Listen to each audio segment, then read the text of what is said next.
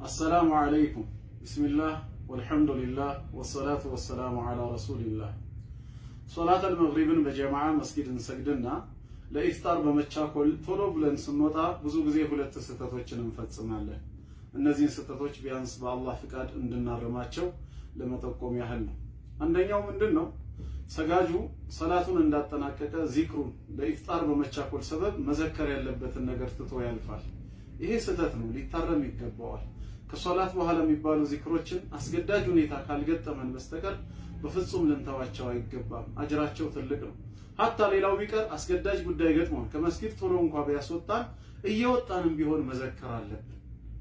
በተለይ አየተል ኩርሲ ረሱል አለይሂ ሰላቱ ወሰላም መን ቀረአ አየተል ኩርሲ ዱቡረ ኩሊ ሶላህ ለም የምነዑሁ ሚን ዱኹሊል ጀና ኢላ አልመውት ነው ያሉት። ሁሌም ከፈርድ ሰላት በኋላ አየተል ኩርሲን የሚቀራ ሰው ጀነት ለመግባት የሚከለክለው ነገር የለም ሞት ካልሆነ በስተቀር ይላሉ። ይሄ ማለት የሞተ ጊዜ ቀጥታ ሰተት ብሎ ወደ ጀነት ይገባል ነው። እና ምንም እንኳን ቢቀር አየተል ኩርሲን ልንተው አይገባም። ሁለተኛው ስህተት ደግሞ ምንድነው? ከኋላ አንድ ወይ ሁለት ረካዓ አምልጧቸው የመጡ ሰጋጆችን ሰላት እናቋርጣለን። እኛ ቸኩለን ለማፍጠር በማሰብ ሰበብ በሰጋጁና በሱጁዱ መሃል እናልፋለን። ይሄ ትልቅ አደጋ ነው።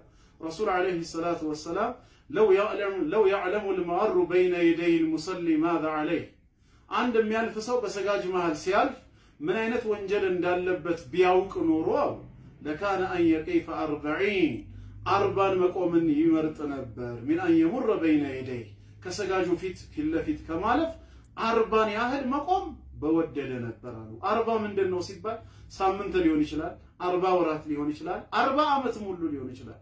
እንደው ከትንሹ እንነሳና 40 ቀናት ከሚለው እንጀምር። 40 ቀን ሙቀትና ብርድ እየተፈራረቀብህ ከምትቆም እና በሰጋጁ መሃል ከምታልፍ ነው በሰጋጁ መሃል አልፈህ ይሄ አደጋ ከሚደርስብህ መጠንቀቂቱ ይሻላል። እና ባካችሁ ወንድም እህቶች በሰጋጅ መሃል ከማለፍ እንጠንቀቅ። ረጋ ብለን ጥጋችንን ይዘን እንውጣ፣ ዚክራችንንም አንርሳ ለማለት ነው። አላህ ጾማችንን ይቀበለን። ወሰላሙ አለይኩም ወራህመቱላህ።